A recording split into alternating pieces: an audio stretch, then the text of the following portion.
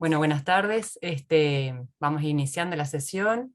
Es un orgullo para nosotras, el Centro Interdisciplinario de Estudios sobre el Desarrollo, CIEDUR, para la Red de Género y Comercio, para el ITEM y para el Instituto Tercer Mundo y para la Coalición Global por los Pisos de Protección Social, tener estos paneles tan ricos y con tan buenas presencias, a su vez con buena perspectiva regional. Como han visto los anteriores, bueno, cada uno siempre consistió en una exposición inicial que la ha hecho alguna colega de la red. En este caso le va a tocar a Graciela Rodríguez del Instituto EQUIT de Brasil. Bueno, ella es integrante obviamente de la red de Género y Comercio y coordina este instituto sobre género, economía y ciudadanía global, y bueno, aparte es miembro de varias redes como Red BRIP, ha estado impulsando también lo que fue el foro social mundial, ha estado, o sea, siempre muy ligada a todos los temas, creo, más de comercio, por lo menos creo que yo, varias la identificamos por ahí, a todos los temas comerciales y todos esos temas que se fueron adjuntando a lo que es el comercio específico. Hoy en particular, bueno, Graciela nos va a traer como alguna reflexión, sobre todo la perspectiva de Brasil, que es bien distinta a la que tenemos desde otros países de la región, a pesar de que a su vez dentro de estos países vamos a tener a Rosario Aguirre con la perspectiva sobre Uruguay, que tuvo un cambio también significativo en estos últimos tiempos, Verónica Serafini con la mirada más desde Paraguay, Alison que tiene una mirada más regional, como nos comentaba ella, que viene también de Ecuador, y hemos tenido varios trabajos también de investigación en conjunto. Y bueno, y para no demorar y poder dar paso ya a las intervenciones, hoy la reflexión está pensada desde este lugar de cuando el Estado falta a la cita, ¿no? Y cómo eso convierte en insostenible la vida. Bueno, y sobre eso a su vez Graciela trae una experiencia que bueno, considero yo que tiene sus particularidades justamente por lo que ha sido este gobierno de Bolsonaro en Brasil en estos 4 años que, bueno, posiblemente estén terminando, pero todavía eso tampoco lo está confirmado. Son las 2:15, y la idea sería que no tomen más de 15 minutos estas presentaciones, así tenemos algún minuto final para algún intercambio, si son más cortas, mejor, por decir una forma. Esperemos que no sean más largas, porque así podemos dar lugar a ese diálogo. Graciela, te dejo la palabra.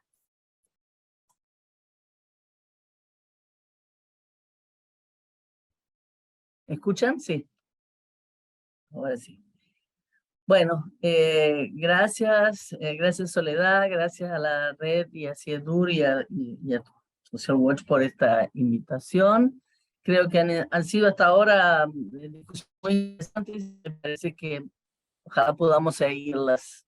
Desde el punto de vista de lo que se puede aportar desde Brasil va a ser un poco diferente, porque tenemos realmente bastante menos experiencia en políticas de cuidado que el resto de los países, que varios de los países de América Latina. Pero bueno, entonces sí tenemos experiencia sobre la ausencia del Estado. Esto sí tenemos experiencia. Entonces yo voy a hablar casi que exclusivamente del caso brasilero, aunque pueden salir algunas otras comparaciones, pero me voy a centrar bastante en esta situación de esta presencia muy limitada del Estado en la provisión de cuidados en el caso de Brasil.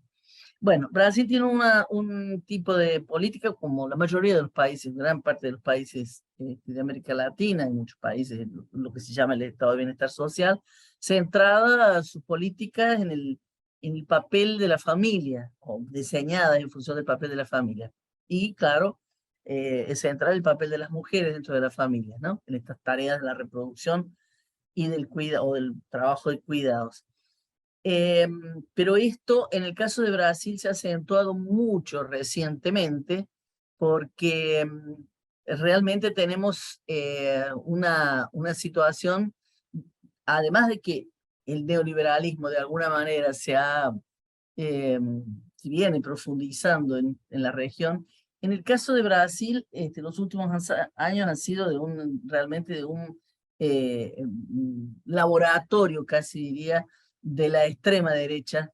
En fin, tendríamos mucho para hablar de esa calificación y de lo que viene pasando y cómo se llegó a este punto. Yo he tratado de escribir varias cosas al respecto y realmente es una situación un poco peculiar porque digamos, por lo trágico que está significando toda esta situación en un país como Brasil, que ya venía de muchísimas desigualdades, venía caminando en un sentido, digamos, de ampliar levemente los derechos y la democracia en el funcionamiento del país, pero que esto se ha detenido y se ha retrocedido completamente en estos últimos 6 años, diría yo, a partir del golpe de Estado. Yo lo califico como un golpe de Estado directamente, yo no hablo de democracia, yo no hablo de derecho, de Estado de derecho, democrático de derecho, es un golpe, eso que un nuevo golpe, un neogolpismo como se está empezando a llamar aquí, y las formas en que se ha dado han sido, han juntado varias variables. Pero bueno, no me voy a detener en este punto porque no es el tema, pero después podemos, si quieren, conversar un poquito más sobre esa situación que esperamos que podamos revertirla de alguna manera, muy de a poco y muy, en fin, con mucha dificultad. Les decía que entonces está fundado en la familia y en esta última etapa ha habido toda una visión, una cantidad de políticas, lo que llamamos políticas antigénero, que han todavía dificultado más los debates y han retrasado muchísimo la posibilidad de esta discusión, particularmente de las políticas de cuidado. La ideología de género, la promoción de una visión de la familia muy moralizante, ¿no? O sea, y sobre todo el interés por retraer, volver a colocar a las mujeres en el ámbito doméstico, ha sido una tarea realizada desde varios lugares, desde el Estado, desde la propaganda, digamos, desde la visión pública, como también sobre todo desde las iglesias de mercado neopentecostales, como les llamo yo, por lo menos, y también de muchos otros sectores, de, de sectores más conservadores. Bueno, Brasil es un sector, es un país que tiene sectores conservadores muy fuertes, pero además yo creo que este gobierno ha permitido, digamos, la aparición, la visualización, ha surgido con mucha fuerza todos los problemas que ya Brasil carga hace mucho tiempo, y siglos diría, desde su formación esclavista y sus escasos avances republicanos y democráticos, ¿no? Entonces todo esto se ha puesto muy a la luz del día. Y entonces el tema de los cuidados también es muy difícil de traerlo en ese sentido, ¿no? De ponerlo porque estaba muy poco en el campo de visualización de los movimientos feministas y realmente, a pesar de que en la academia hay una cierta discusión y un avance en las conceptualizaciones y en trabajos de investigación hechos en muchas tesis, que es una cosa muy interesante de hacer ahí una pesquisa, un buscar todos esos trabajos. Creo que hay una tarea muy compleja todavía de conceptuación de la lógica de los cuidados, y bueno, y aquí hay todo un trabajo, varios trabajos, como digo, académicos que están buscando hacer esa conceptuación, y nosotros mismos, con la oportunidad de la conferencia de CEPAL, estamos tratando justamente también de armar hemos armado un grupo de debate que de alguna manera está tratando de hacer esas lecturas bibliográficas y esos debates virtuales, en nuestro caso, ¿no? Es un grupo de trabajo muy interesante. Pero bueno, la tarea es bastante difícil y compleja porque eh, hay muchas perspectivas para pensar. Entonces, todavía el tema de la conceptuación, si es a partir del trabajo remunerado, si es el trabajo reproductivo o productivo, si es los vínculos de las personas que cuidan y quienes cuidados, si es tomando como referencia el espacio doméstico y el público o social, en fin, son muchos los elementos a tener en cuenta en esa conceptuación de los cuidados que, como digo, todavía es limitada, digamos, de alguna manera, aunque se está avanzando, y también compleja porque se precisa una lectura y una discusión muy, muy precisa sobre esta relación de jerarquías entre las categorías de género, raza y clase, que están muy evidenciadas en este tema de los cuidados. Bueno, en Brasil, una proporción muy grande del trabajo de cuidados es realizado por las mujeres en forma no remunerada. Y él permanece siendo desvalorizado no, en el caso doméstico, y si es remunerado, también generalmente mal pago, y desvalorizado y mal pago, ¿no? Uno de los principales problemas que tienen en este momento también las mujeres, bueno, tenemos tantos, pero uno es el de la conciliación entre familia y trabajo, que permanece siendo un problema muy grave para el conjunto de las mujeres, pero que se resuelve de manera diferente según las clases sociales. Las clases medias y altas tienen contratación, la posibilidad de la contratación de trabajo de cuidado remunerado, el empleo doméstico, de las empleadas domésticas, en cuanto que los sectores de las clases populares tienen otras dificultades mucho mayores para resolver estas situaciones.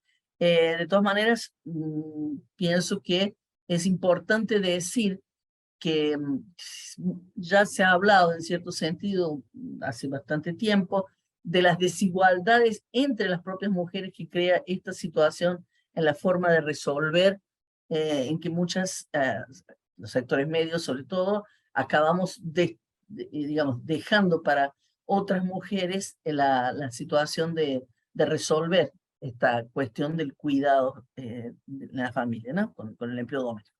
Brasil tiene un sector del empleo doméstico gigantesco, muy grande, es uno de los mayores países, dicen que es el mayor país en términos por lo menos occidentales, en términos de trabajo doméstico, de existencia de trabajadoras domésticas remuneradas. Alguna parte de ese trabajo es,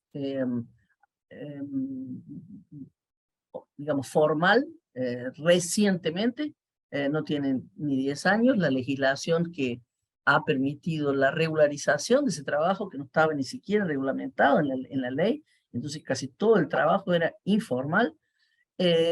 Bueno, y a partir de ahí va mejorando lentamente la formalización del trabajo doméstico, pero aún es enorme el número de trabajadoras que continúan realizando el trabajo de manera informal.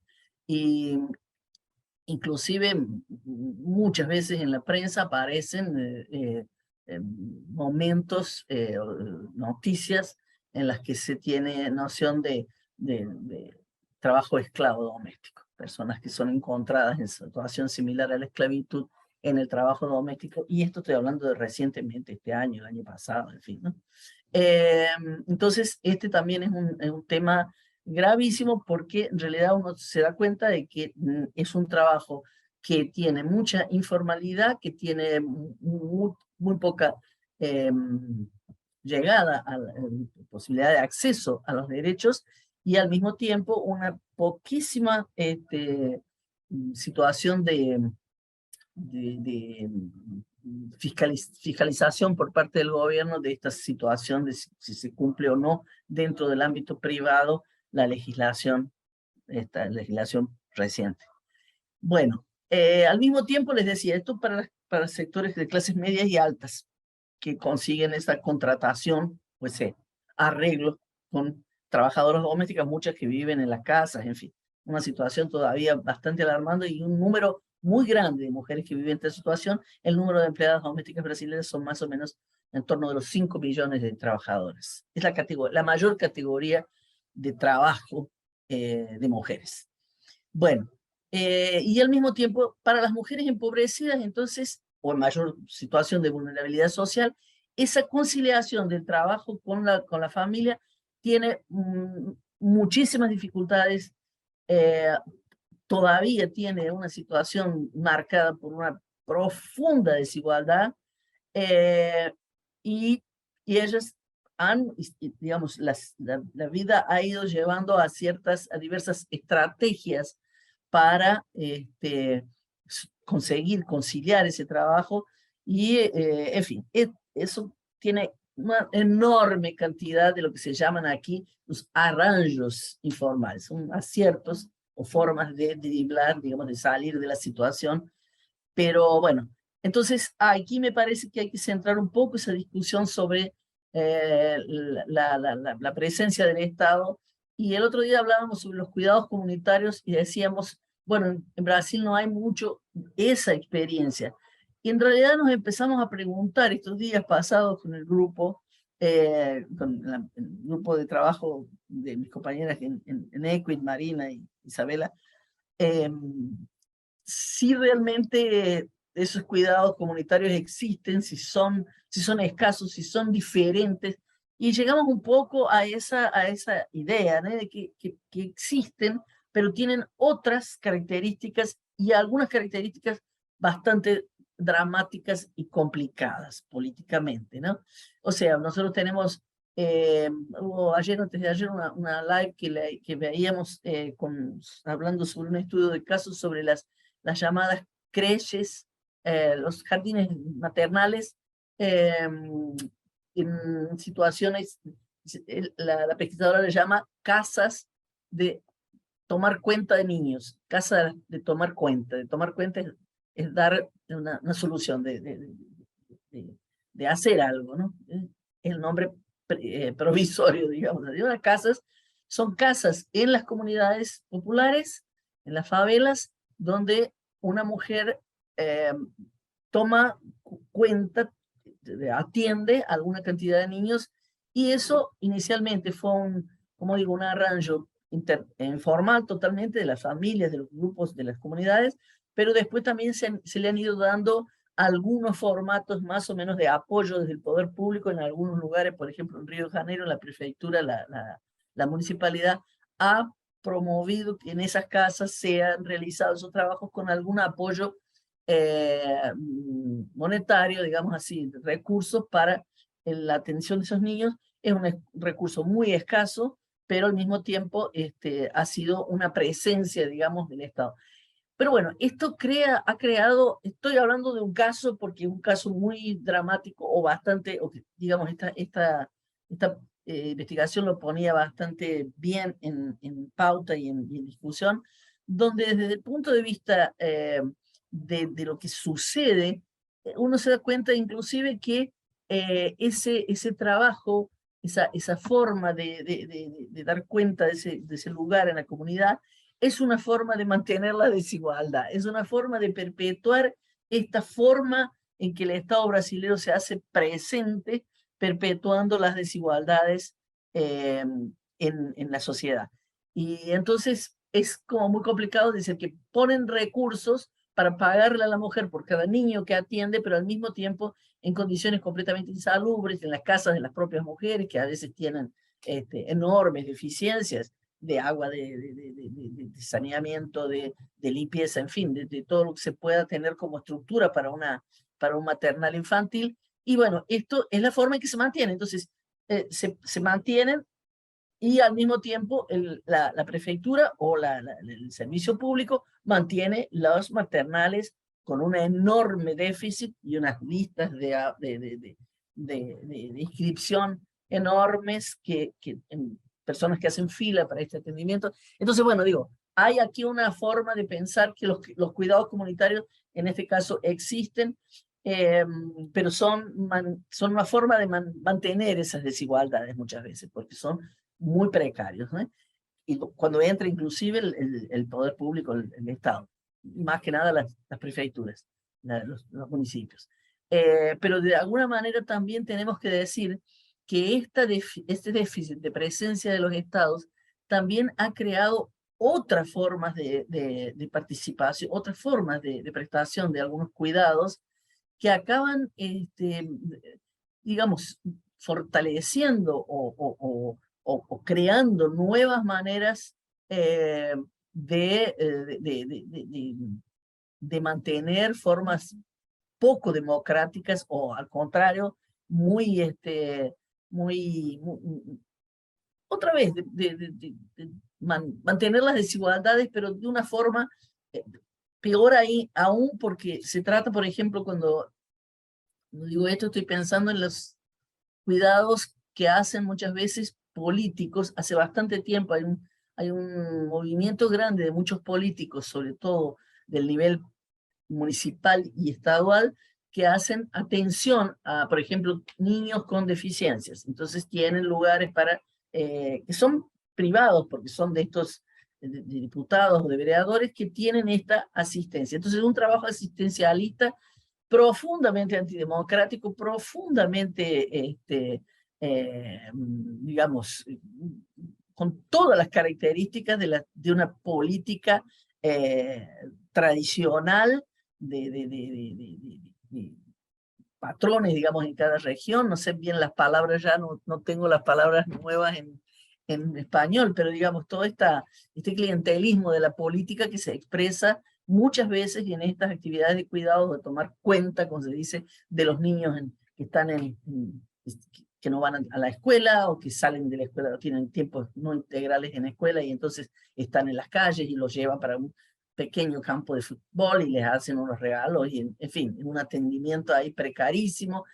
Entonces, toda una gama de ofertas y de cuidados que sirven para mantener el status quo político, social de la desigualdad y del clientelismo, ¿no? Y esto sin llegar a mencionar todo lo que ha significado la entrada de estas iglesias de nuevo tipo y mucho peor todavía lo que ha significado la expansión del tráfico y de la milicia, que también dan cuenta de algunos de los cuidados de los servicios en las comunidades, ¿no? Entonces, esto es esta ausencia del Estado o esta presencia muy precaria del Estado en las comunidades, y sobre todo, lo que se dice siempre en estos lugares, que hay una presencia muy activa para la seguridad pública, con una presencia de una policía brutal y represiva, en fin, ya es conocidísima la entrada que hacen en las favelas y se conoce en toda América Latina cuál es la forma de actuación, el modo operandi de estos sectores. Esto ha creado, digamos, un caldo de cultivo terrible para la propia situación política que vivimos. O sea, esta situación política que vivimos es resultado de un montón de factores. Y estos también son factores que han contribuido. O sea, sí, la ausencia del Estado ayuda a fortalecer actores locales, regionales, que tienen estas actitudes antidemocráticas profundamente, muchas veces inclusive, en fin, como en el caso de Bolsonaro y toda esta situación que vivimos ahora, francamente fascistas en el sentido en fin, de la forma de actuación en términos de seguridad pública y demás, ¿no? Entonces, bueno, solo por cerrar, tratando de cerrar, diría que hay algunos problemas graves que nos llevan a pensar que este tema tiene que surgir más en el ámbito público. Estamos haciendo un esfuerzo para la instalación. Tenemos en Brasil una situación de envejecimiento de la población, un debate muy interesante de las jóvenes feministas sobre la maternidad y el no deseo de la maternidad por cuenta de las dificultades enormes que significa. Este es otro ejemplo, ¿no? Que podríamos discutir, ¿no? O sea, también una situación gravísima, un altísimo costo para las mujeres de la falta de esta ausencia del Estado, un altísimo costo para la sociedad y para las mujeres en particular.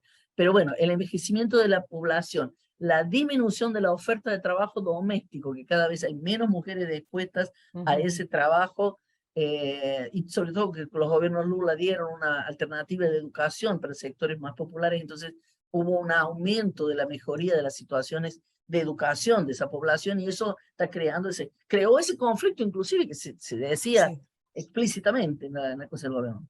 Y tercero también, voy a mencionar 3 o 4, las jefaturas de hogar cada vez más femeninas, y los cambios en el mercado de trabajo que ha producido la pandemia. Diría que son así algunos de los aspectos, de las características que traen la necesidad urgente de que podamos discutir estos temas aquí en Brasil y de pensar un plan nacional de cuidados, una política de cuidados, un sistema como en otros lugares, en fin, alguna forma. Pero todavía nos falta un camino de instalación más profunda del tema y, por supuesto, ganar las próximas elecciones la próxima semana, porque si no, no hay, seguiremos en esta situación de país tomado por la ilegalidad y por todas estas, el fascismo, y etcétera, etcétera. Entonces, estamos confiantes en que podemos recuperar y tendremos que recuperar mucho tiempo perdido.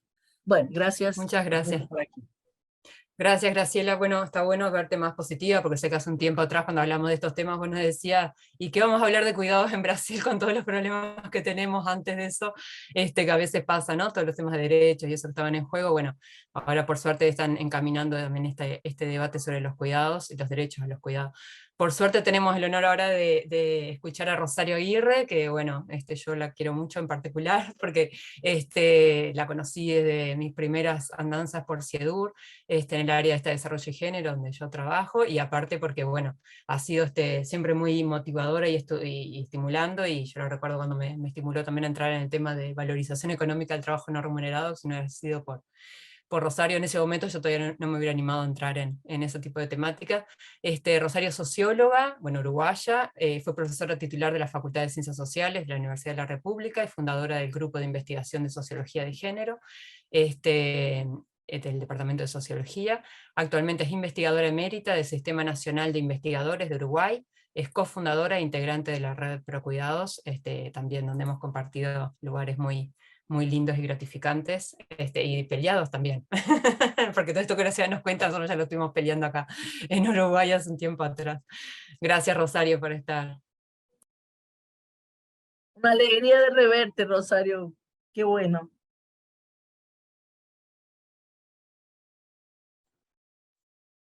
Hola Rosario, yo también, hace tanto, qué alegría. Sí, Graciela, me estaba acordando, hace décadas. Bueno, muchas gracias, Sole. Realmente es un placer estar acá con ustedes y compartir estas preocupaciones comunes, tanto de la perspectiva académica como de la militancia feminista. Esta propuesta de mirar la cuestión desde diferentes ángulos, el diseño de este webinar, me parece que es una contribución muy relevante en estos momentos en que se están debatiendo reformas y recortando derechos en muchos países, y en otros se trata de construir o reconstruir un sistema de protección social más justo. Por lo tanto, me parece que es muy oportuno que estemos conversando de estos temas. Me gustaría tratar 5 puntos, pero no sé si el tiempo me lo permite, y Sole, tú me cortás cuando sea necesario.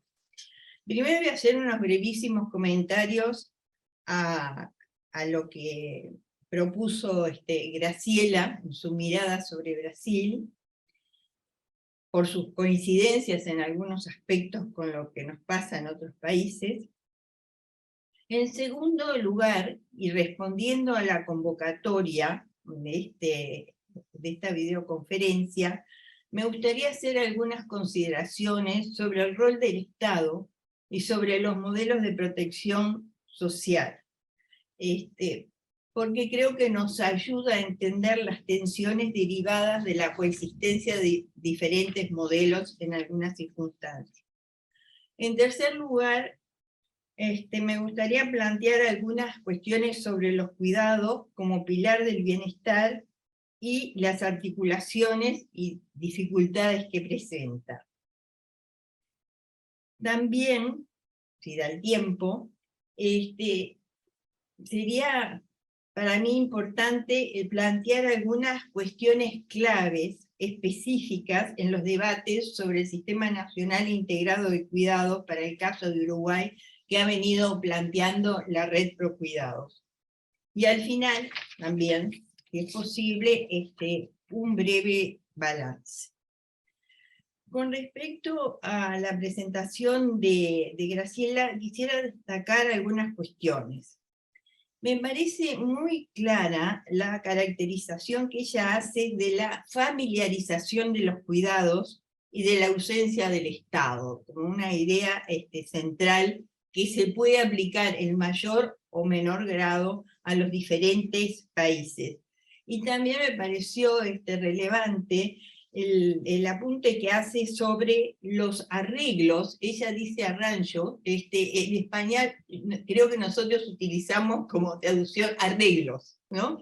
Y la literatura, sobre todo de las estrategias de vida, y eso ha tomado desde hace tiempo esa noción de arreglos de convivencia, pero que bueno, se puede extrapolar para estos arreglos para la vida, digamos, que realizan las mujeres de distintos estratos sociales, en el caso de Brasil,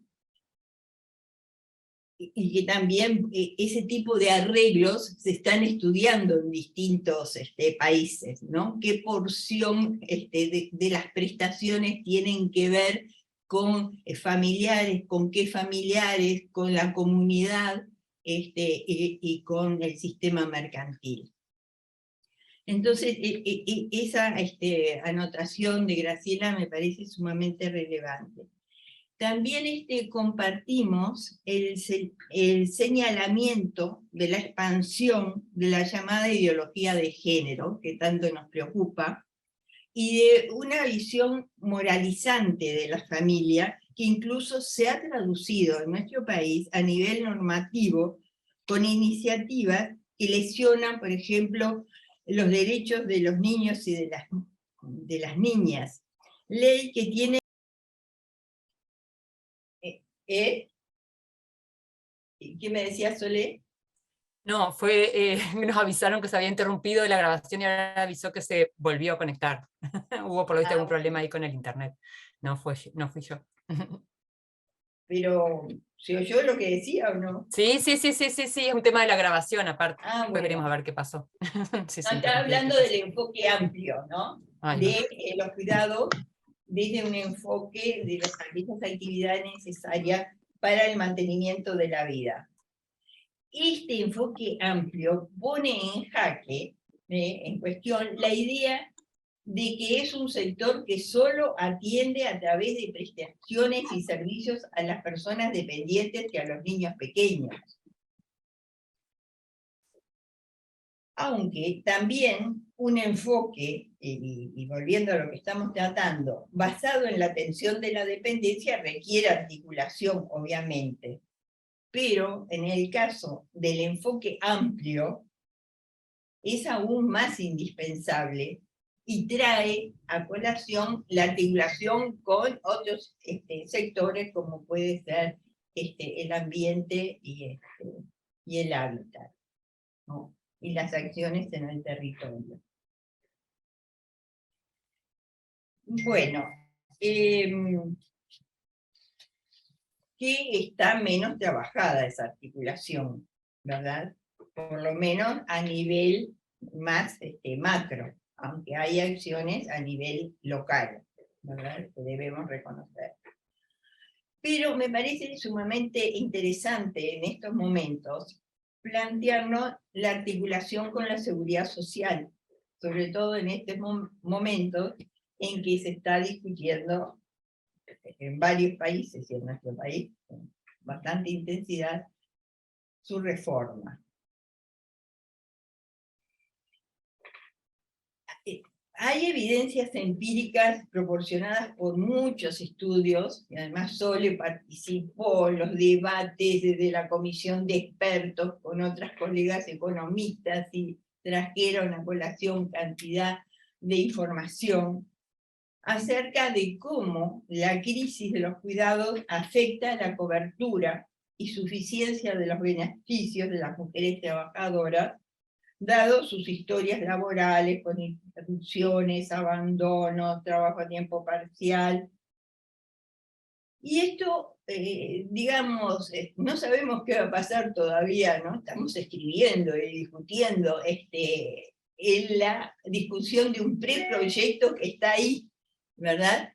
Pero esto se metió en la comisión de expertos, y también se metió en un diálogo que se hizo hace unos años, que trajo algunas modificaciones que se hicieron, que beneficiaron a un grupo de mujeres en el 2008. Por ejemplo, en relación al tiempo para cuidar, sabemos que ha sido considerado a través de extensiones en varios países, en Uruguay también, a las licencias por maternidad, por paternidad, y también la inclusión del subsidio por cuidados. Aunque tenga problemas de diseño, digamos, la normativa, pero bueno, eso fue un avance. Se cubre bastante menos, se cubre limitadamente los riesgos de dependencia a través de los subsidios por discapacidad.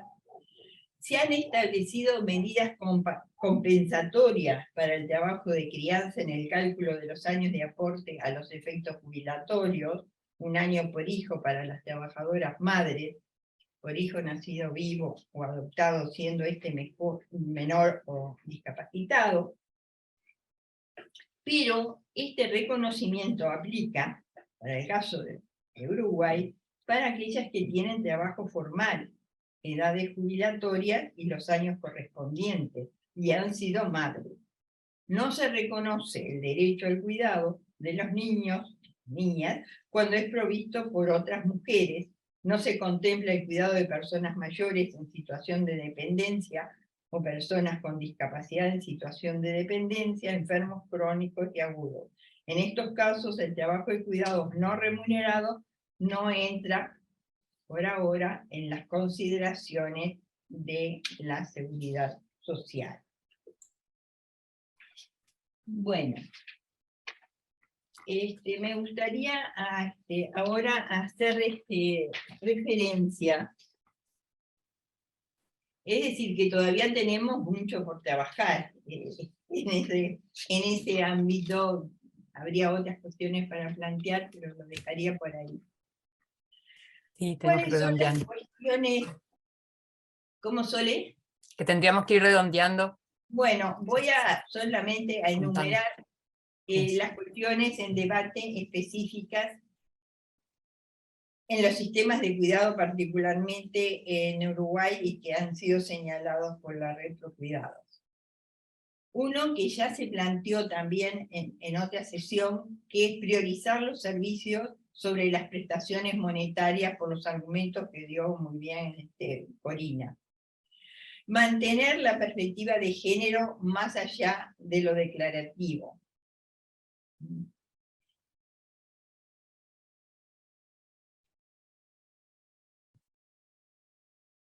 Mantener o tender a la universalidad progresiva y a la calidad de los servicios, cuestión obviamente vinculada al financiamiento.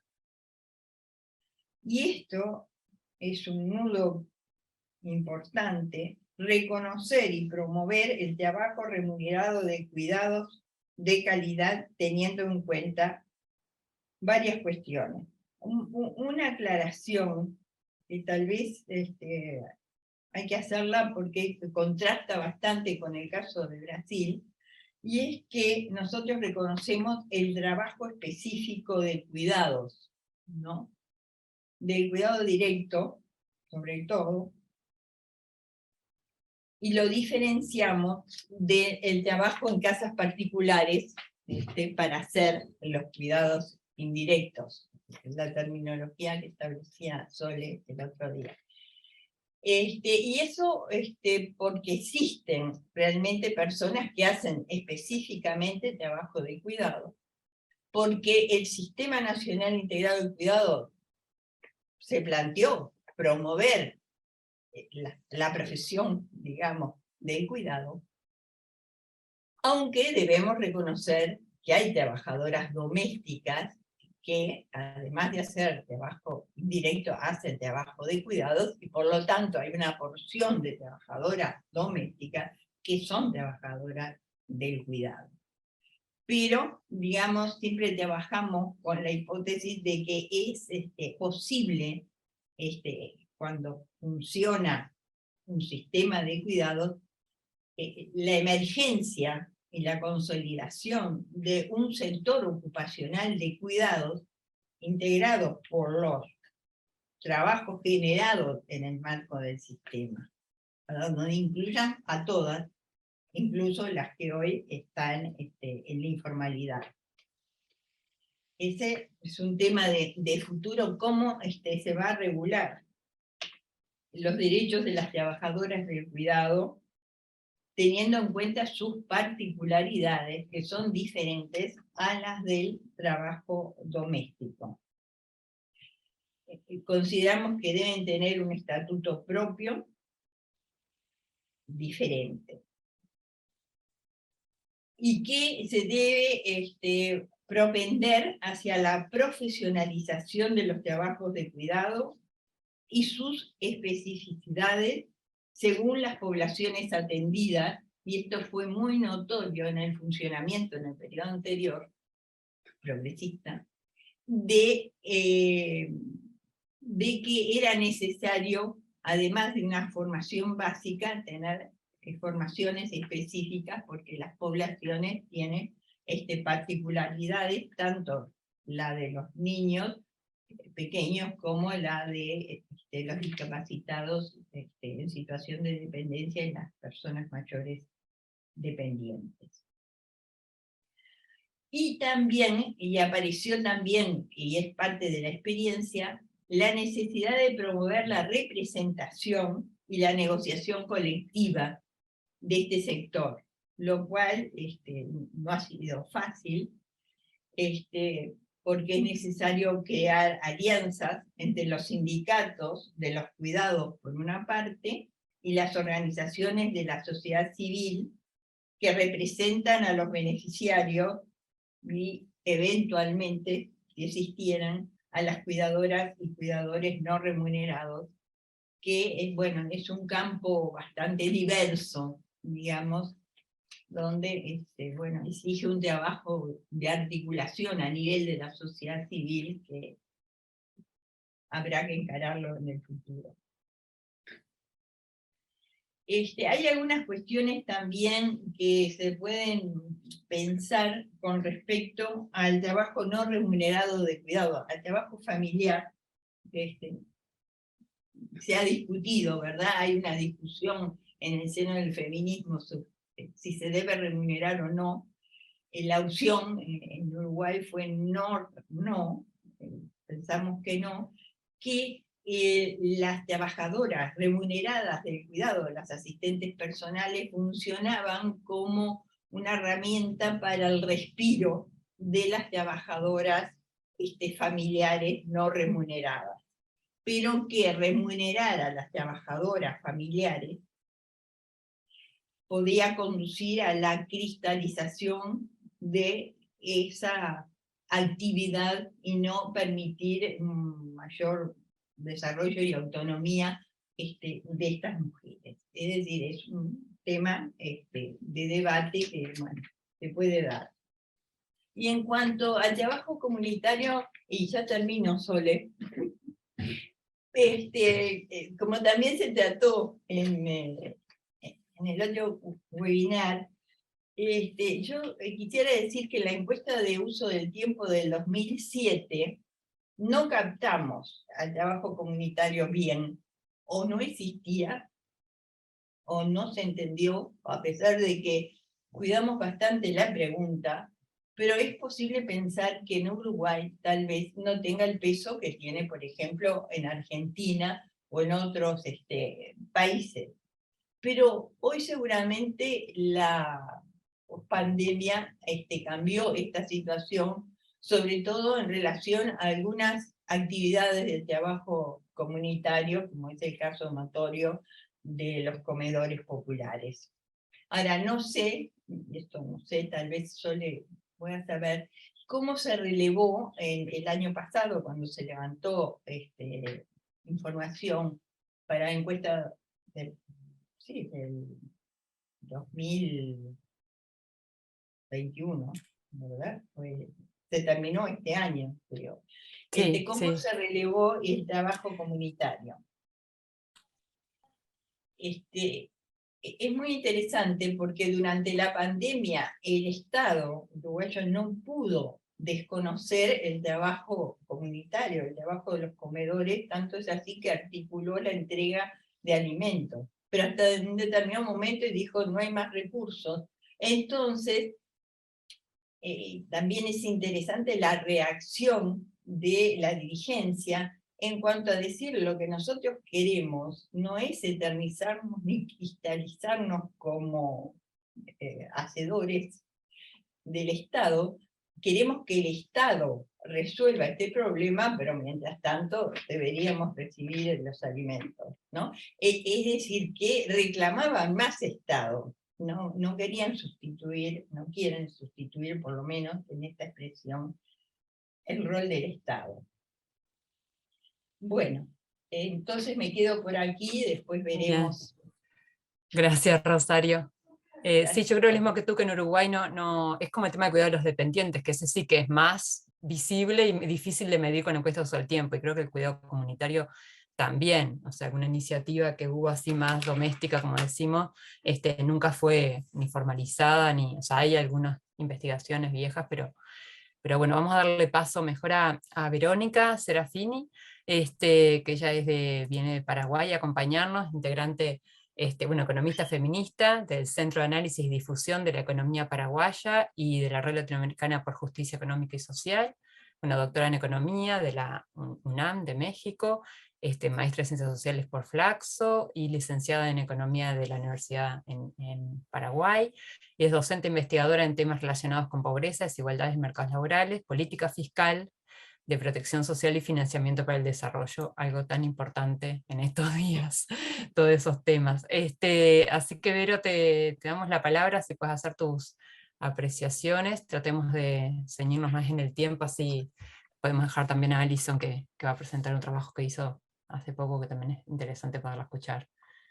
Bueno, sí, gracias por la invitación y qué gusto estar con Rosario Aguirre, que también fue mi maestra, fue una de las primeras que leí y la sigo leyendo porque se aprende siempre con ella. Bueno, yo quería tomar algunos puntos muy de la mano de lo que dijo Rosario sobre los modelos de protección social y la mirada de la política de cuidado en el sistema de protección social, retomando y ubicando la experiencia del Brasil, que no es una experiencia, Brasil es un país gigantesco, es casi un continente. Sin embargo, lo que nos comentó Graciela, lo podemos pensar en términos también de Latinoamérica, porque es una problemática más allá de las particularidades y de las grandes diferencias territoriales, de cómo se conjugan a lo mejor más profundamente en la clase,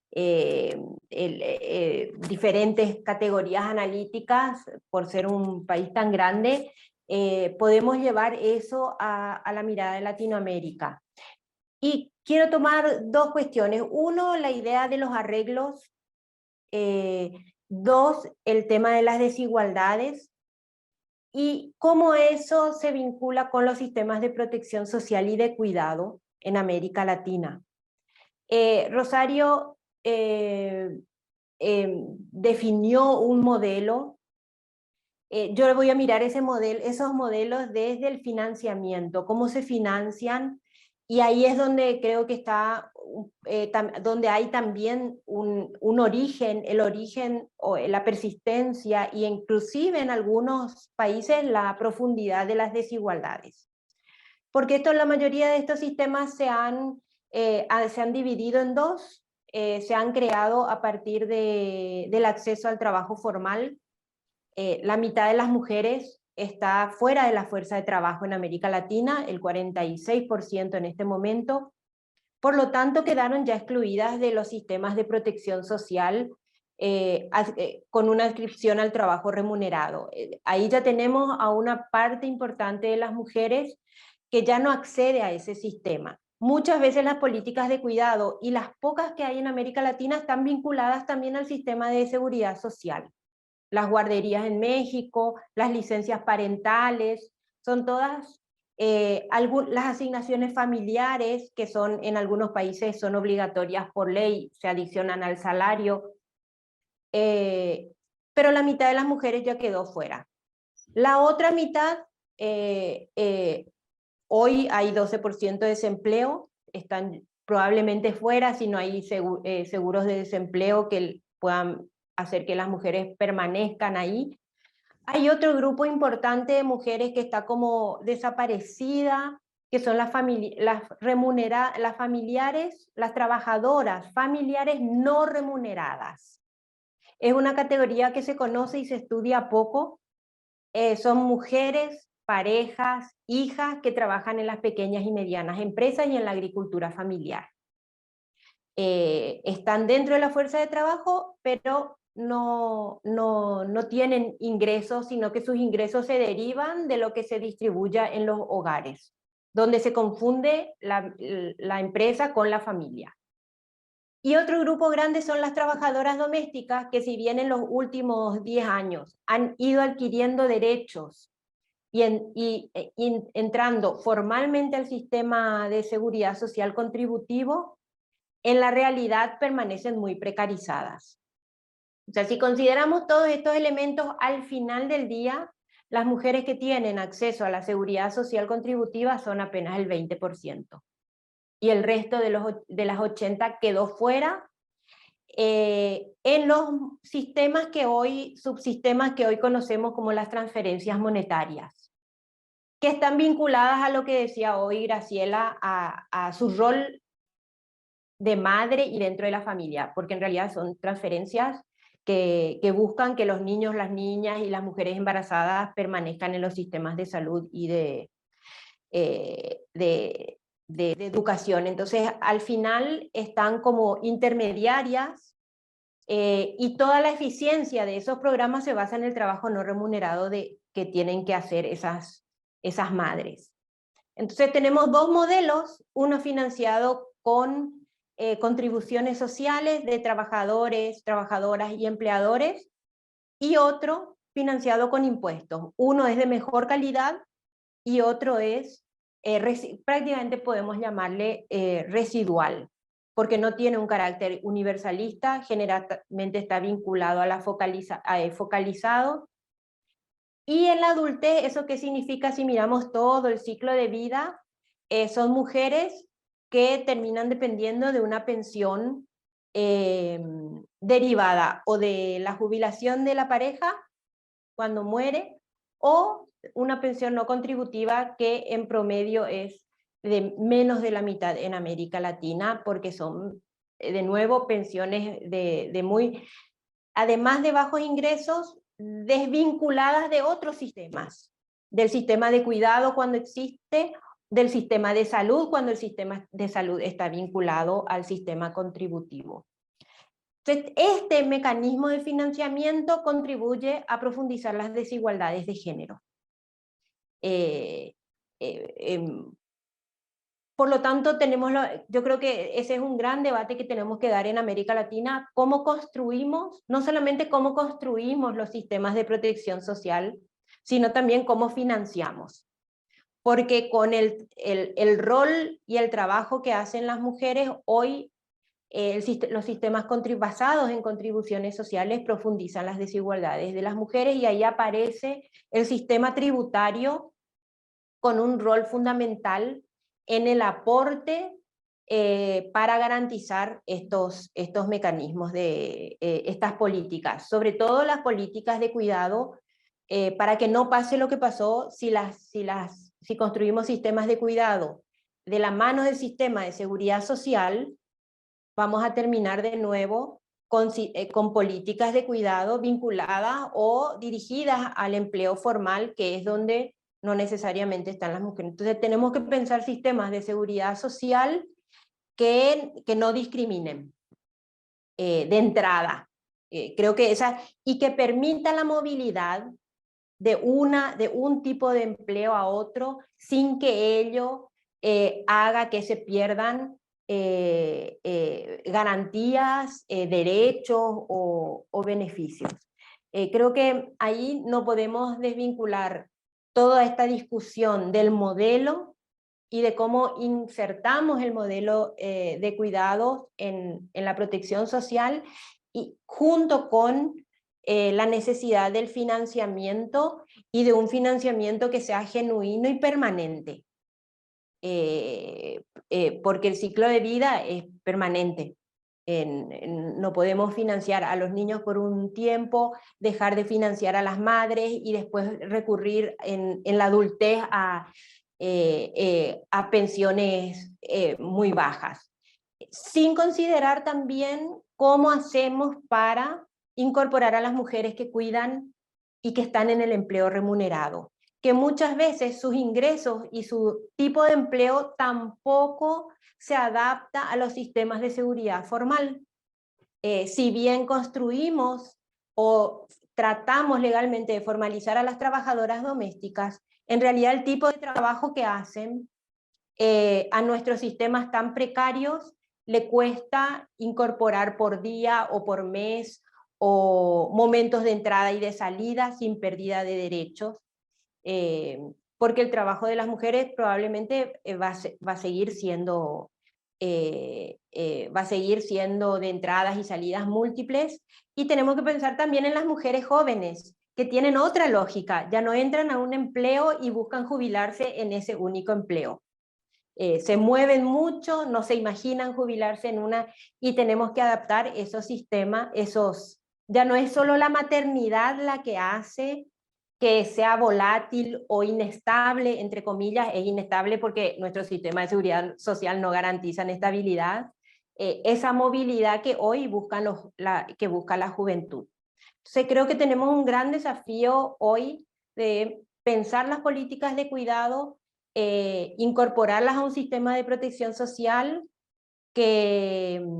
y también cómo financiar y cómo pensar la política fiscal. Obviamente no podemos dejar de pensar en cómo hacer que la política fiscal garantice los derechos y no solamente se quede en aquellos roles tradicionales como el crecimiento económico, como la suavización de los ciclos económicos o el pago de la deuda, que es un tema que, bueno, se viene y que va a afectar a todas estas demandas de política de cuidado que tenemos en América Latina. Hasta ahí. Bárbaro, muchas gracias. Y bueno, y ayuda a esto a ampliar la mirada. Ahora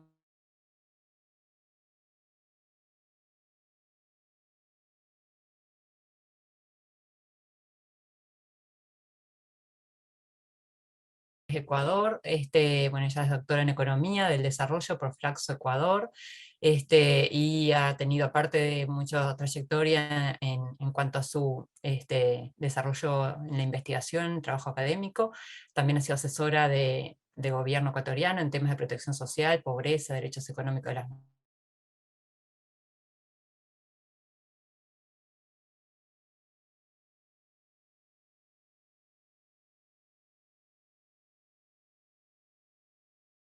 Alison. Creo que te caíste un ratito, no te terminé de oír, pero bueno. Entiendo que ya terminaste con la, Te perdón, estaba con la presentando. presentación. Mil disculpas. Sí, no se te escuchó, pero está Se bien. cortó. Sí. Bueno, yo tengo una pequeña presentación para no alargarme realmente, para poder organizar un poco mejor las ideas, así que la voy a pasar con su permiso. Quiero confirmar, por favor, si es que se ve. Sí, se ve, Alison. Ya, muchas gracias. Bueno, un poquito para cerrar y mirando quizás igual, mucho gusto y un honor participar con este panel tan importante. Me hubiera encantado estar en el resto de días del encuentro, pero bueno, yo accederé con la grabación. Me estoy segura de que salieron cosas muy importantes. Yo básicamente lo que hice para esta presentación pequeña es atender al título del que se trataba la conversación de hoy, es decir, hablar de la insostenibilidad de la vida y hablar del Estado, ¿no? Y en ese sentido, yo me voy a concentrar en mirar básicamente esto, ¿no? O sea, cuál es, digamos, hacer la relación entre la crisis del sostenimiento, el sostenimiento de la vida, de la que estamos hablando, y hablar de la crisis del Estado, es decir, ¿para qué Estado queremos y para qué sostenimiento, ¿no es cierto? Y enfocándonos un poco también en algunas propuestas y de reflexiones, ¿no?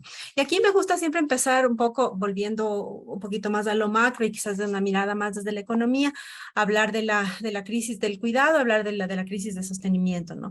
Plantear que estos últimos momentos de crisis que hemos vivido, consecutivos, inclusive desde el 2008 hasta ahora que no ha parado y con la crisis sanitaria, digamos, lo que hemos visto es una crisis del modelo de, entre comillas, bienestar, y me gusta también utilizar, como decía Rosario, la definición de Spin Anderson, de más bien de regímenes de bienestar, y más aún la definición que utiliza la Juliana Martínez, que hace alusión a Spin Anderson, pero también hace una adaptación a Latinoamérica y utiliza algunos elementos más desde el enfoque de género para definir los regímenes de bienestar. Entonces, hablando de estos regímenes de bienestar, una crisis de este modelo, también una fragilidad y una crisis de cómo las economías han hecho su sostenibilidad, hablando de las economías, particularmente algunas latinoamericanas, la ecuatoriana particularmente, a través de la reprimarización, a través de la explotación de los recursos naturales que también se mencionaba, pero del trabajo y de los trabajos en general. Otra cosa que me parece que es importante mirar en este tema de la crisis, de las crisis, es que la naturaleza crisis actual especialmente ha puesto de manifiesto una cosa que ya las economistas feministas decíamos desde hace tiempo y que no necesariamente estaba como tomado en cuenta. Es decir, el trabajo es un factor producido, no es exógeno al sistema económico, y es importante porque la crisis actual nos muestra, además de una crisis económica sanitaria, una crisis del trabajo y de los trabajos, que es lo que hemos visto, y me parece que es muy relevante retomar el tema del trabajo y retomar el tema de algunos conceptos y nociones del trabajo y de los mundos del trabajo, como ya lo mencionaban algunas colegas, ¿no?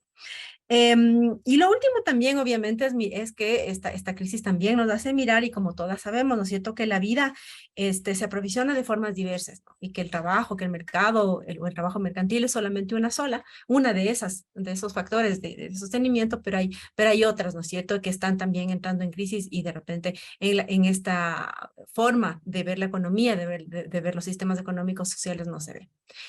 Entonces, bueno, hablando de, digamos, qué significa de que esté en crisis la forma en que hemos sostenido la vida, yo voy a hablar de las tres fuentes básicas de sostenimiento: la fuente del trabajo mercantil, la fuente del Estado, digamos, del estado del bienestar, y haciendo una referencia a la crisis del estado del bienestar también, y el mundo y la crisis de los cuidados.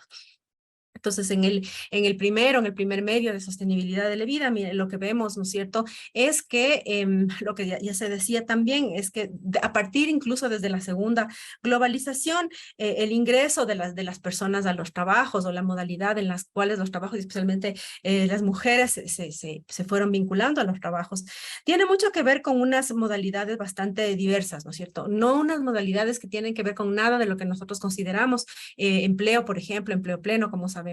Hay ahora una diversidad de trabajos que acompaña la globalización del capital y la inserción al capitalismo de nuestros países, especialmente. En América Latina, yo sostengo que no está en ningún andarivel de desarrollo o de predesarrollo o de informalidad, formalidad, sino un andarivel simplemente de desarrollo y de trabajo distinto, ¿no? Que es básicamente informal en varios sentidos, desde varias dimensiones, ¿no?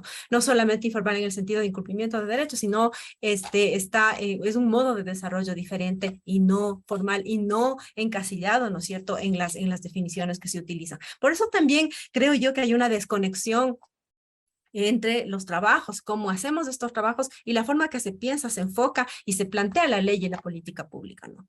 Una necesidad de repensar las categorías. También se piensa, y la crisis del trabajo también nos permite mirar y analizar el trabajo y el salario como sustento y como medio, decían las economistas más antiguas, de emancipación, o por lo menos como medio de igualdad, como medio de riqueza. Se habla de la pobreza laboral, se habla de la pobreza tecnológica, cuando se habla de estar con un trabajo, pero que el trabajo no satisface, ¿no es cierto?, estas necesidades mínimas. También la crisis del trabajo tiene que ver con más tiempo de trabajo, más tiempo dedicado al trabajo y a los trabajos, a cambio de menos remuneración. Por ejemplo, en el caso del área andina, las mujeres en el área andina trabajan muchísimo más que inclusive que en el resto de Sudamérica, y su situación particular en términos de brecha salarial no es mejor, trabajan más por menos. Otra cosa que ya se hablaba en medio de la crisis y de la crisis del trabajo, pero que se hablaba desde antes también, es que el capital o el capitalismo globalizado, como es el que estamos viviendo, no solamente plantea la dicotomía capital-trabajo o como la decimos nosotros capital-vida, sino divide trabajos. Hay una división entre diferentes tipos de trabajos que se insertan de diferentes maneras, y las mujeres están también involucradas en algunos tipos de trabajos que más bien se encuentran a la cola, ¿no es cierto?, de la distribución de la riqueza laboral, la informalidad y todo lo que decíamos, lo cual hace pensar en una desigualdad entre trabajos, ¿no es cierto?, que también nos pone un conflicto adicional al conflicto capital-vida. Y la otra cosa que hace esta crisis del trabajo, el medio del trabajo como para subsistencia, es esta conversión de la relación laboral hacia esta ola, digamos que ya tiene varios años también, del microemprendedurismo, a través del cual algunas autoras dicen que el capital o el capitalismo transfiere muchos de los costos del proceso productivo a los propios trabajadores.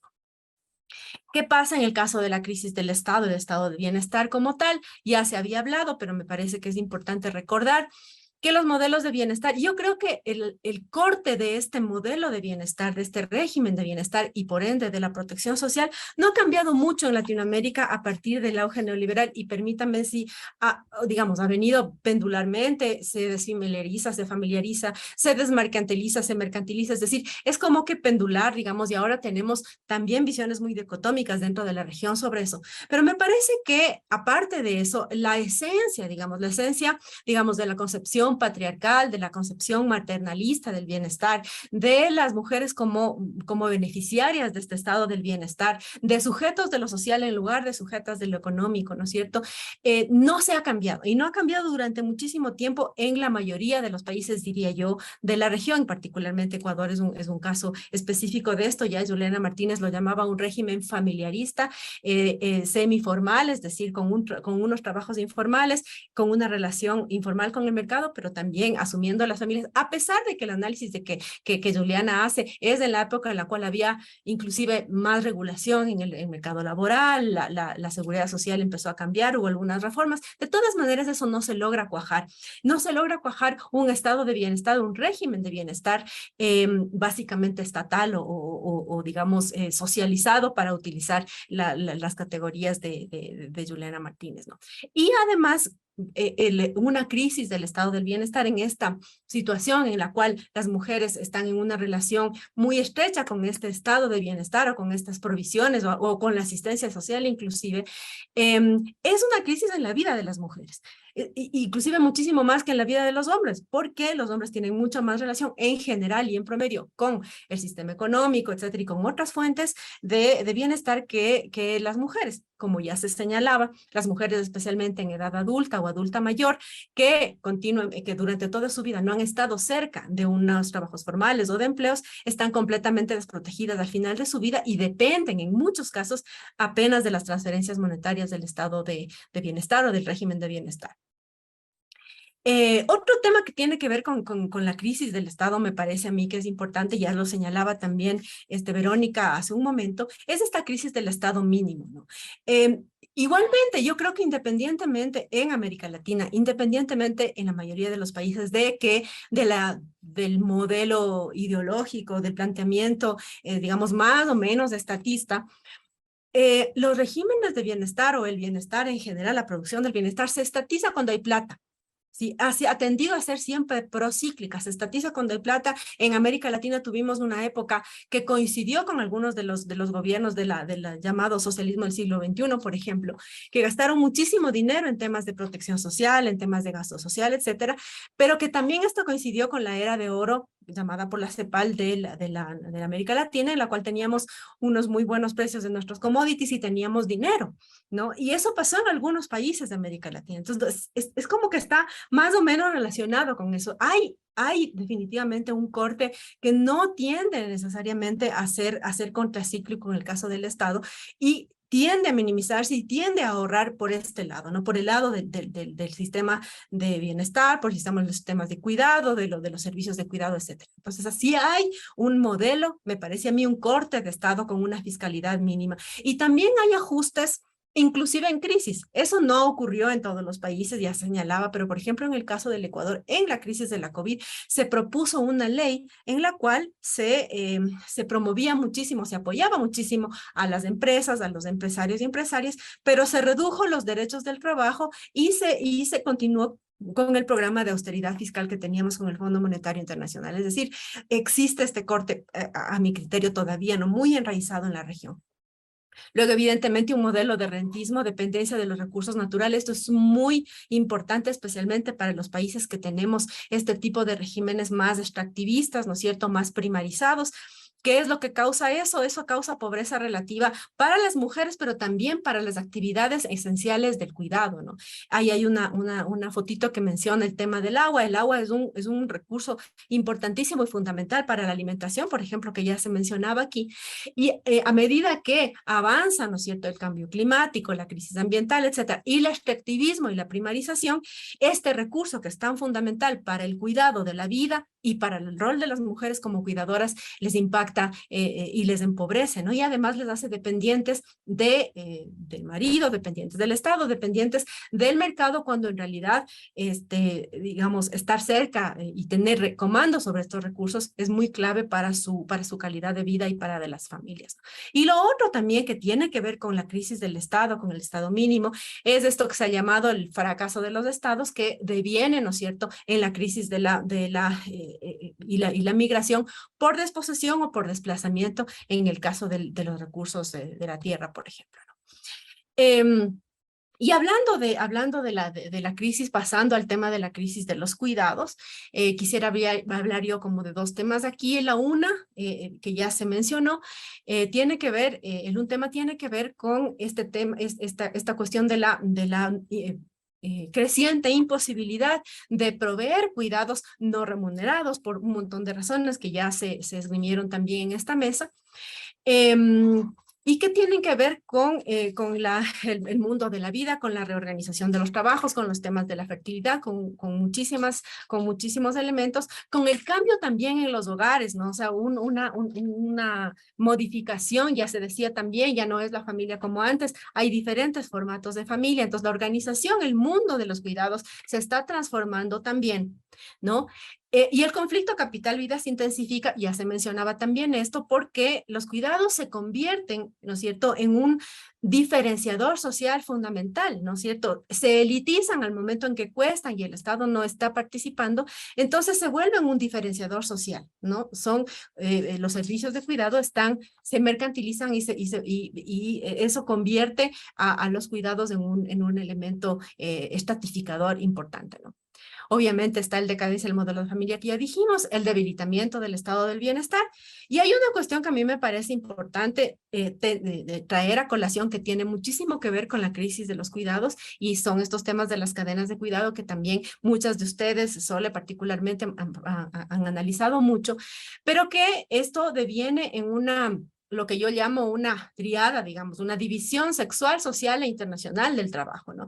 Eso es una reorganización y una desorganización de cómo estaban provistos los cuidados no remunerados, particularmente, y remunerados también en el mundo en los diferentes países. En los países del sur se cae en una crisis del estado de bienestar, como hemos visto, de la provisión de cuidados, y en los países del norte, como sabemos, se recepta, ¿no es cierto? Hay un trasvase, dice Amaya Pérez, un trasvase de trabajo, de cuidados y de afectos, dice ella, entre el norte y el sur, generando unas jerarquías muy importantes, pero que son jerarquías que también le dan cara, ¿no es cierto?, generan una división internacional del trabajo que tiene cara de mujer, ¿no? Y eso genera empobrecimiento en un lado y genera unas diferentes relaciones o unos nuevos relacionamientos sociales de desigualdad en el otro lado. Yo creo que es importante hablar de esto también cuando se habla de crisis de los cuidados y pensar en esto también cuando se habla de o se piensa, ¿no es cierto?,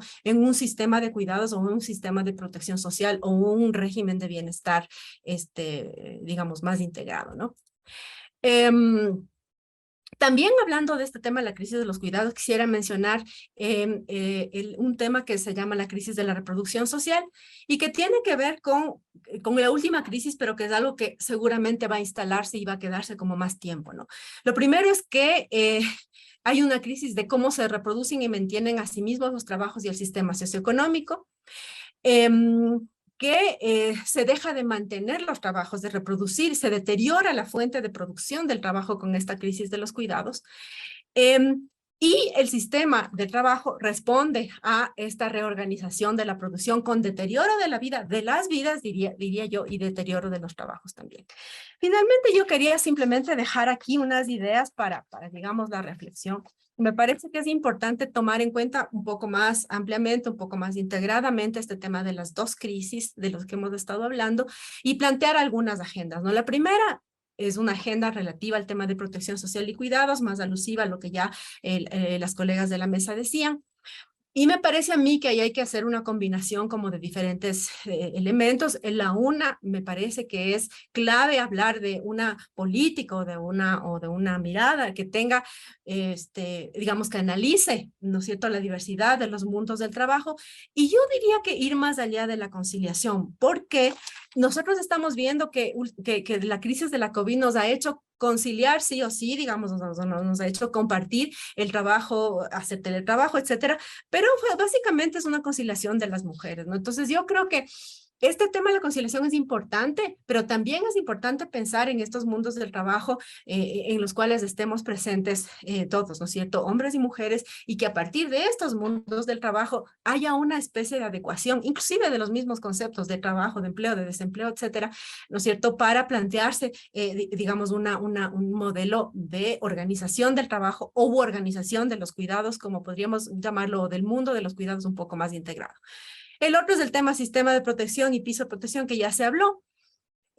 Luego el tema de financiamiento también, planteándonos un Estado proveedor de servicios, al menos en algunos elementos. Es decir, no se puede pensar ya, digamos, una salud, por ejemplo, que no sea salud pública. ¿Sí? La falta de salud pública y un sistema de salud pública fue lo que generó las mayores consecuencias, las más fuertes de la COVID. No se puede hablar ya de un Estado mínimo, de un Estado que no provea al menos un mínimo de piso de servicios, ¿no? Y yo creo que los cuidados están ahí. Plantearse, por ejemplo, un piso mínimo de financiamiento. En el Ecuador hay uno para salud y educación, puede plantearse para cuidados también.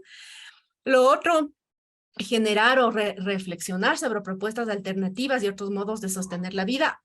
Repensar, y ahí estoy de acuerdo con lo que señalaba en el caso de Brasil, repensar los cuidados comunitarios y de base local, que se necesita mucho ahí mirar los derechos y del trabajo de las mismas personas que los proveen. Me parece que deberíamos tener una agenda de economía de los cuidados que plantee, además de los temas de financiamiento fiscales, los temas de crecimiento. Sí, también creo que plantearse los cuidados solamente, y entre comillas, digamos esto, del lado de la protección social puede ser peligroso porque inclusive puede volvernos como un poco, digamos, hay una confusión ahí con este tema de las éticas reaccionarias del cuidado que también ya se hablaba en la asistencia social, etcétera. Entonces creo que hay que tener como cuidado en eso. Y finalmente, claro, digamos en el largo plazo, pensar un poco en si hay una economía para sostenimiento de la vida, un sistema económico para sostenimiento de la vida que plantee este proceso de transformación, ya no de recuperación, sino de transformación, digamos, hacia una economía como más, digamos, desmercantilizada y desfinanciarizada. Claro, eso tiene mucho tema político, mucho debate político, pero creo que ya hay algunas discusiones muy importantes, especialmente desde las organizaciones de la sociedad civil para estas temáticas. Me quedaría ahí. Muchas gracias, Sole. Bueno, gracias a ti, Alison, por hacer este esfuerzo de correr, como estaba acostumbrada, pero muy interesante, y la verdad que planteaste cantidad de desafíos. No sé si ahora daría como para hacer una reflexión sobre esto, pero creo que seguro cuando la reunión de noviembre, allá en el marco de la conferencia, nos podamos ver ahí presencialmente con, bueno, gente también de la red global, y bueno, del ITEM, y de la región de comercio y de otras redes que van a estar ahí presentes, podamos tener una discusión que recoja todos estos insumos. Por eso la idea es que esto quede también en YouTube, para todos los que no hayan podido estar hoy acá. Y bueno, en principio yo no tengo comentarios así del público Soledad, presente. Sí, está quería Graciela. solo acrescentar una cosa que se me quedó cuando hablé, porque también de hablar rápido, pero que no fue mencionado y que de repente, por lo menos en el caso de Brasil, es una cosa importante también, es que el proceso de financiarización general, el que hablaba bastante Verónica, y que están afectando y está afectando, por ejemplo, países en el tema de la deuda, en otros países la deuda externa, en este país, en Brasil sobre todo la deuda interna, y la creación y el tema de la austeridad fiscal, etcétera, y tal, todo esto que también está en el ambiente, también trae muchos impactos para el tema de las políticas de cuidado. Y además digamos, de lo que se llamaba el Estado mínimo, todas las consecuencias del Estado neoliberal, de privatización de los servicios públicos y de todo este sistema de la autoridad, en Brasil se ha notado mucho, y nosotros hemos estado trabajando también en el proceso de bancarización y digamos, toda la financiarización de la vida cotidiana, que está afectando muchísimo a las mujeres. Hemos hecho un trabajo bastante profundo, digamos así, sobre el endeudamiento de las mujeres, exactamente por este tema de la ausencia del Estado, la falta de políticas de cuidado, la falta de políticas de servicios públicos, y por lo tanto las mujeres teniendo que endeudarse cotidianamente para sostener la vida en esta producción, en la producción y reproducción de la vida de las familias, ¿no? Entonces, el tema del endeudamiento para nosotros también es un tema fundamental. En Brasil sobre todo lo ha sido, y quien ve la situación del lucro bancario, digamos, de la cantidad de las ganancias del sector bancario, percibe también esta parte importante de la financiarización, que es el endeudamiento de la población. En Brasil, 77% de las familias están endeudadas, y las mujeres, particularmente las dueñas de casa, son las más endeudadas. Y más del 70% de las mujeres están endeudadas. Entonces, es realmente una cuestión para también ser pensada cuando se piensan las políticas de cuidado, y cómo se enfrenta el tema de los servicios públicos y del sector bancario y financiero de los países. En fin, quería anotarlo simplemente porque como no fue mencionado, para nosotros está siendo un aspecto muy importante de la ausencia del Estado. Sí, creo que en general los países es siempre el tema que hemos tenido como más débil, ¿no? En estas economías tan desiguales y con déficit presupuestales. Bueno, no sé si hay alguna intervención así, si no, cierre a este webinario, que la verdad es de octubre, donde justamente iba a ser el tema de la pandemia, el centro, lo que la pandemia nos dejó se llama Transformaciones Necesarias, y vamos a tener a Roberto Vicio, Lucía Pérez Fragoso de México, y a Valeria Esquivel, que bueno, argentina, pero que ahora está ubicada en Ginebra, también desde la OIT, así que con una mirada más global. Muchas gracias a todas por la participación. Esperamos vernos pronto en la próxima videoconferencia, y bueno, no tener los problemas técnicos que tuvimos hoy, que tuvimos dificultades desde la inscripción en adelante.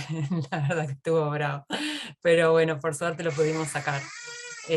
Bueno, agradezco y nada, me despido, que tengo que retirarme. Muchas gracias. Gracias, Sole. Gracias a Gracias todas. a todas. Buenas tardes, chao. Gracias. Muchas gracias a todas. Chao, gracias.